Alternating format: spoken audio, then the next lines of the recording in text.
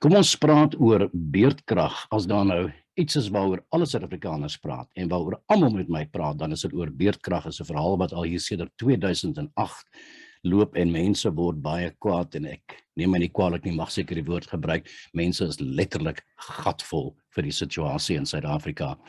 Ek sit hier in gesels met jong ekonoom Justin Harrison. Justin is die aanbieder van 'n YouTube kanaal, Global Money Academy.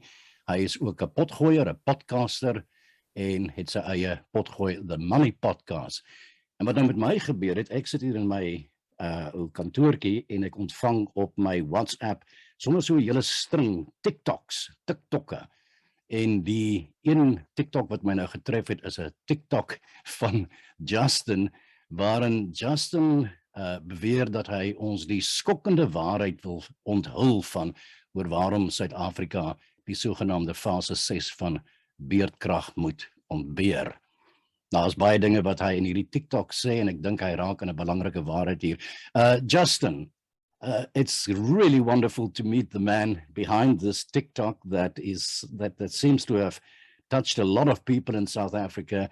And you're talking about the real reasons why we are suffering this thing called load shedding. I want to play a little section out of the TikTok as well, but let me give the word to you. Tell me about this TikTok that you sent out into the world.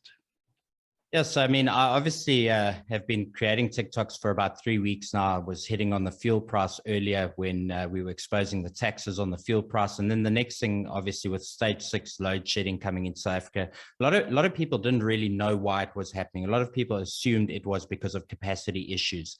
And so I started digging deeper to find out exactly what was going on, because the usual excuse is usually capacity issues. And very soon, whilst doing a bit of digging, it turned out that it actually was because of wage disputes.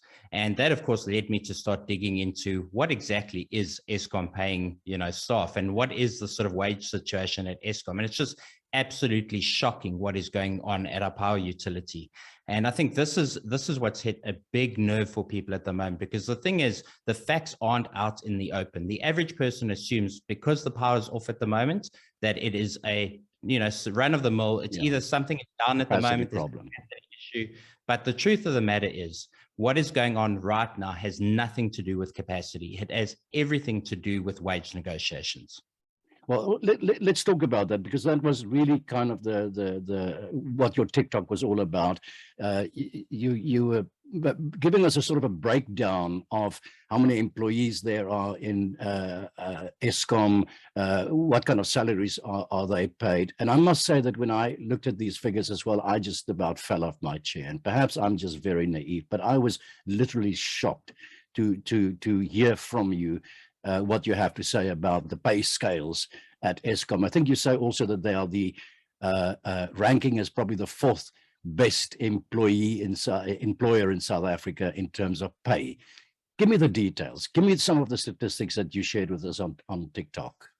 So I must tell you, I've had a lot of Eskom employees emailing me. They obviously don't understand the average calculation, because a lot of employees have been saying, listen, your calculations are just, completely out. We earn nothing close to the average salary. But the way this average calculation works, and this is an industry standard for working out what companies pay, and it's a way to measure the average wage bill one company against the other. It's basically you take the total wage bill and you divide it by the total number of employees, and that gives you a median or an average salary. Yeah. And so at this moment in time, if you look at, and this excludes benefits, it excludes all the housing subsidies and vehicle subsidies, it's purely just the wage bill. Eskom is currently the 4th best paying employer in the country, and the figure comes to 737,000 Rand per year is what the average employee earns. Now, this number is obviously skewed by top-level management, because the top-level management earns an excessive amount of money. And we can certainly talk about that in a second. But what you need to understand is that there's 44,772 employees at Eskom, right?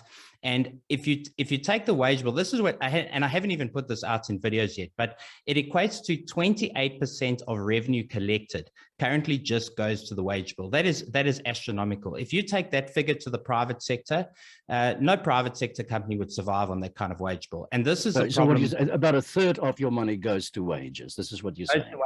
Exactly, and that's excluding the additional benefits. By the way, when we look at the benefits, you're talking about an extra 33 billion a year goes to the benefits compensation scheme, which includes things like housing subsidies, vehicle subsidies, medical aid contributions, and maternity contributions, et cetera, et cetera. So there's a whole bunch of additional benefits. But if we're looking just at the basic salary, currently the average median salary at Eskom is 737,000 Rand a year. I mean, it's incredible. And the fact that they're the fourth best paying employer in the country is just, I mean, it's beyond belief. Well, let's just break that number down, because you're talking about, I've written it down here, that means that the average, and we're not talking about the top guys now, we're talking about the kind of bulk here.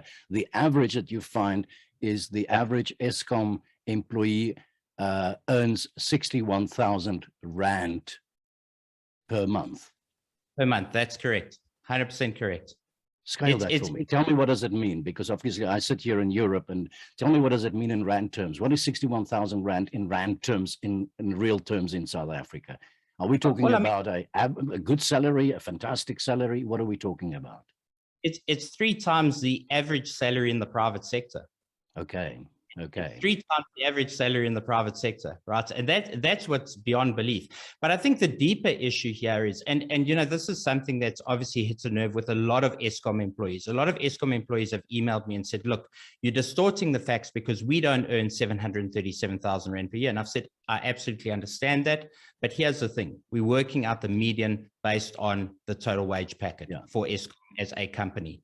But here's the thing that the average employee at Eskom isn't questioning, and this is the important question, is when you look at the top level salaries at Eskom, that is where the problem is. And I'm going to go straight to the top, because of course everybody at the moment is holding Andre up, the CEO, as you know, the broom that's come in to sweep clean, and he's come in and he's taking on all the historical problems, and he's going to fix all the problems. Listen, at 7 million bucks a year, I should damn well hope he's going to fix some problems. I can tell you right now, if Eskom was a private entity, there's no way in hell we could pay him 7 million a year to run an entity that is running at a loss. Because here's the thing, as a public, a state-owned enterprise, the reason why he's able to earn 7 million a year is because every year they'll just go back to government. They'll say, listen, we're running at a loss. We need you to stick your hand in the cookie jar. That's the taxpayer's purse. Pull out some more money and make sure that you can fund our salaries. And this happens every single year. But if it was a private enterprise, what they would do is they'd say, you know what? We're going to pay you 3 million bucks a year, and you're going to get a performance bonus based on the problems that you solve. But there's none of that going on here. We just give him a 7 million pay packet. So, you know, that's the other thing. A lot of people say, oh, you're not going to call people out based on the color of their skin and because this is, of course, a whole political issue in South Africa. And I'm going straight to the top. And you know, the fact of whether he's black, pink, white, green, yellow doesn't make a difference. He's a CEO of a company that, by the way, has an absolute monopoly in the country. You know, we literally have no other option other than Eskom for getting our power. And if he's not doing his job, I don't care what color he is, he's defunct as far as I'm concerned.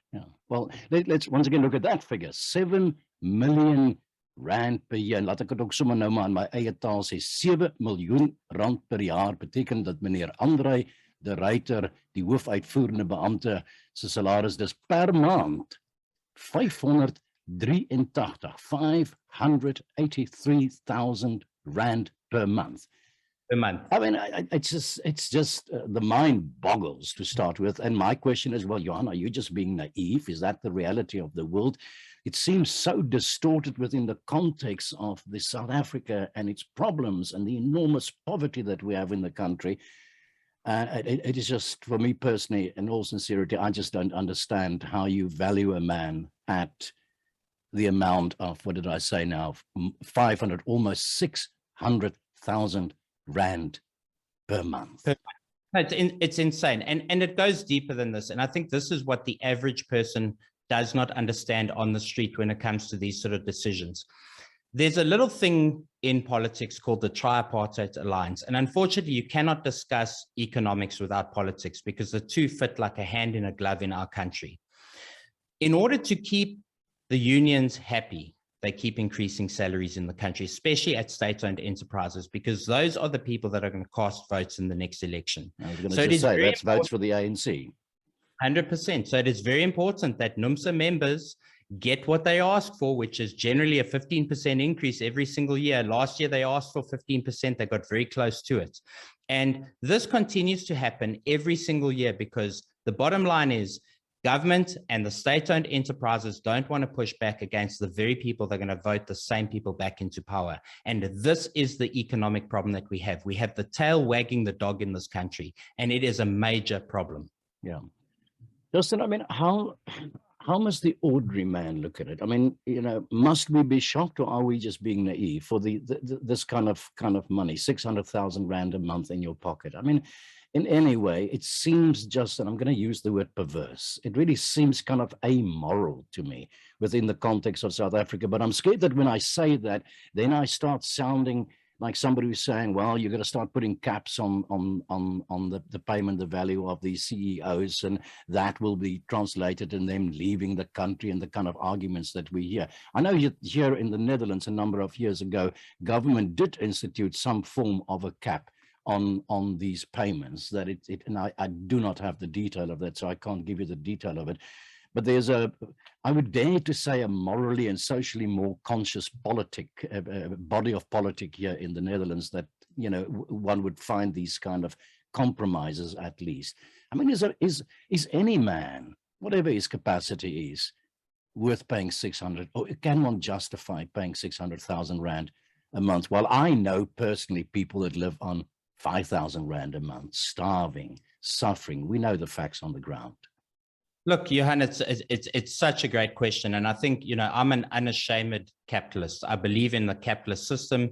And I've said this many times before. I don't think communism's the answer. I don't think socialism's the answer. And I don't think unabated capitalism is the answer either. I think responsible capitalism with a government that is very good at applying the rules, setting the rules, and refereeing the rules is good. The problem that we have in South Africa, we have a government that is setting the rules, that is refereeing the game and playing in the game at the same time. That to me just is not the way things should work. Government needs to get the hell out of business and let business participate in business, and they need to set the rules and manage the rules. That's the first problem. When it comes to the question that you're asking, and it's something that I grapple with on a daily basis, I personally believe that when it comes to any business, entity, enterprise, any CEO should be allowed to earn, or any board member should be allowed to earn what they're worth, provided it is not at the expense of workers. Now, I say this in particular to our social system in South Africa, because the lowest paid workers at the moment in this country, with all due respect, if you're earning 23 Rand and 18 cents per hour, most of those workers cannot even afford to go and, you know, use the services, buy at the shops where they work. The pay gap is just unrealistic. So I definitely think there's a social construct that needs to change there. You cannot have a CEO earning millions per year while the lowest paid worker earns a couple of thousand Rand per month and cannot afford to turn the lights on at home. That to me is immoral. Coming back to the bigger question, I don't have a problem with anybody driving a Rolls Royce as long as it's not on my tax money. The reason why I'm saying this is because I believe there should be a cap on anybody who's in public service. I don't believe that anybody in public service should be running around in a luxury German vehicle. I think it should be standard issue Toyota Corolla 1.4 automatic class. Absolutely. And these are servants of the people. Let's just bring it back to what it's supposed to be. If you enter into public service, this is a calling. You're there to serve your people. You're there for the pride for your country. You're there to serve your people. And if you don't want to be in that position, then you must get the hell out and you must go back to private enterprise. And so I have no problem with a capitalistic society. I think capitalism is what grows us as a people. I think it's what evolves us as a people. I think most of the advancements in human technology and everything comes from capitalism. But I think the problem that we have is that we're allowing this crossover to happen in the public sector. And this line is getting very blurred, and we're allowing people like Andre, and there's many others, by the way. I mean, we're picking on Andre at the moment at Eskom, but you can go look at, you know, any number of other places. You can look at the SABC, for example, which you may be very well familiar with. the board members are earning iniquitous sums of money for doing sweet blow bugger all, and they are on the taxpayer's dime. And I think it is high time that we cap these salaries and that we bring some of that money down to the low paid workers. We advance the skill sets, we start equipping these people so that eventually they can move into the private sector and actually contribute positively to society. Yeah. Let's just, in all fairness to the people that are now striking and battling for pay increases, I suppose that there would be a kind of a segment, a sector of people that there's genuinely a good cause for one to say, I'm laying down my tools, I want to get a salary increase. Where do I find that? Is that just the lower bottom that we're talking about, or is it in general terms? Well, it's again a very good question, Johan. I mean, I've had people from NUMSA contacting me directly and saying to me, "Listen, we are earning 176,000 rand per year, and we're literally not coming out. We need to get more money, and this is why we are striking." And I say, look, I absolutely understand that, but you need to start putting your country first. And I think this is the problem that we have in our country. Everybody's putting themselves first, including the politicians. And I say this time and time again, we as citizens in this country need to start taking responsibility at home.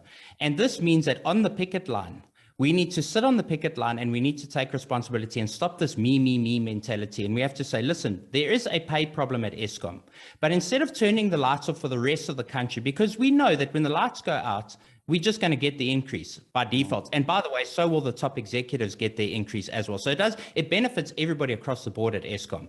What we should be calling for is a redistribution of pay from the top board members all the way down to the lowest paid workers, instead of affecting ordinary citizens in the country, which, by the way, also affects the GDP outputs of the country, because every time this country goes to stage 4, stage 6, stage 7, it completely brings this economy to a halt. And so what they're effectively doing is they're cutting off the nose to spite the face. And we need to start, part of the reason why I started these videos, because I think we need to educate people so that they understand there is consequences to the choices you make.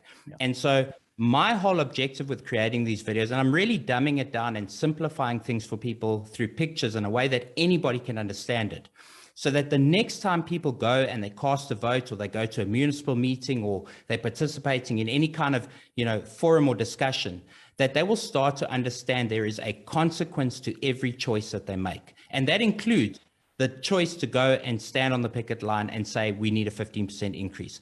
I don't disagree. Some people probably do need a 15% increase at Eskom, but it cannot be at the expense of the country and the taxpayer every single time. And somewhere, somebody has to start taking responsibility. And by the way, it's not going to come from the union bosses at NUMSA, because we already know the union bosses are incentivized by the tripartite alliance. So, that's already skewed. Ek wil net weer 'n keer vir ons luisteraars sê, ek gesels met Justin Harrison, ekonoom van Global Money Academy. Dit is sy YouTube kanaal. Justin vertel ons, en ek wil hierdie feite tog nog 'n keer herhaal. Eskom het 44,722 werkers. Die gemiddelde salaris van daardie werkers is 737,000 rand per jaar. Dit beteken die gemiddelde, die medium gemiddelde van die inkomste van mense, werknemers by Eskom verdien 'n salaris van 61,000 rand per maand. En dan die hoofuitvoerende beampte se salaris is, volgens wat Justin ons hier vertel, 7 miljoen rand per jaar. Dink 'n bietjie daaroor na. Dit beteken 583,000 rand per maand. Meneer De Ruyter, ek ken u nie en ek is alle respek vir u werk, maar daar's mense wat letterlik met 1,000 rand 'n maand moet oorlewe. Back to you, Justin. I want to just take the discussion a little bit into another direction. One of the things since post-apartheid that kind of hit me about South Africa, and I'm looking from a different perspective here, is almost what I call the kind of vulgarity of money in South Africa, almost like a perversion, a money grab. Everybody is grabbing for money. Take a look at the African National Congress that came into power. and try to remember them as an organization, a freedom organization who fought for the liberty of South Africa, but brought the promise of some form of equal justice to all. I go back to the Freedom Charter. These were men and women who fought for, 80 years since the ANC was founded, that fought heart and soul for this, an ideal that we can, in terms of its value, discuss. It's not about whether the ideal was right or not right. The ideal was, though, a social heart. Yeah. And within the first month, the first year of the creation of South Africa, we saw this enormous flow of money to those very same people that so bravely fought for their ideals. It seems like the perversion of their own philosophy, and it happened overnight. How do you look at that? Well, it's again, perhaps an unfair question to ask you. I don't know, but it's just something that strikes me about the country. It's a very multifaceted question to answer, and one that I'm very passionate about answering, because I've studied psychology, I've studied money for 25 years of my life. I also have deep roots in the country across. We were talking before we went on this recording about my experience through different cultures in the country. So I speak from a very unique perspective.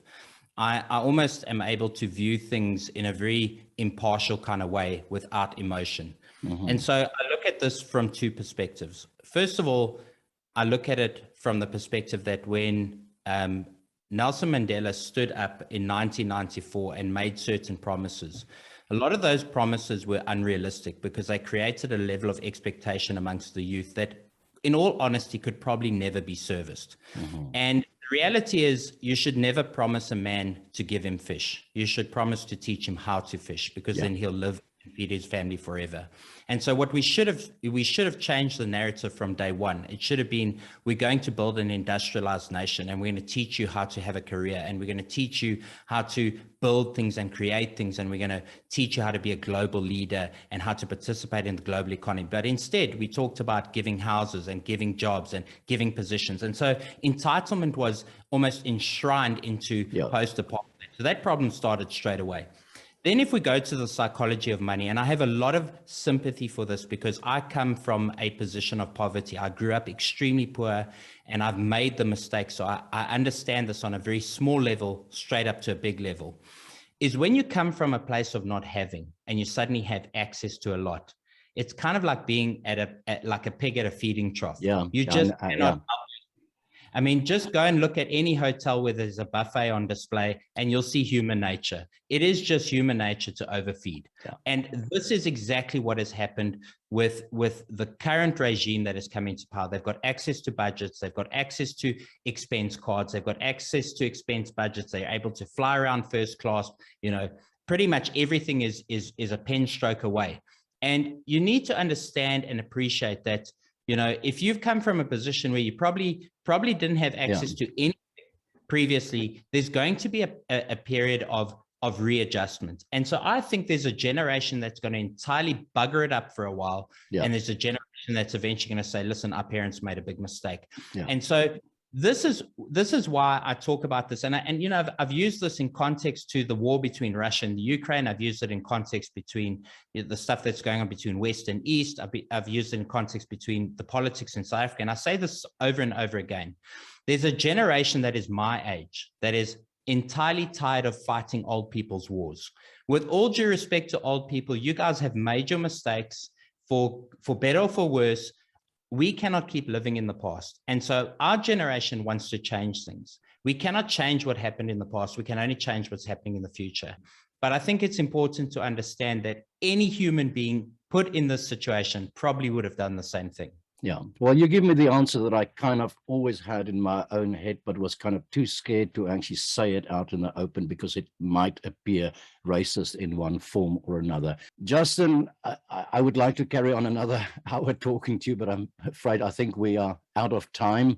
I want to thank you for that TikTok that you've sent around, because it does make people think about these things. I think we need to discuss this over and over again. From my side, thank you very much for this discussion.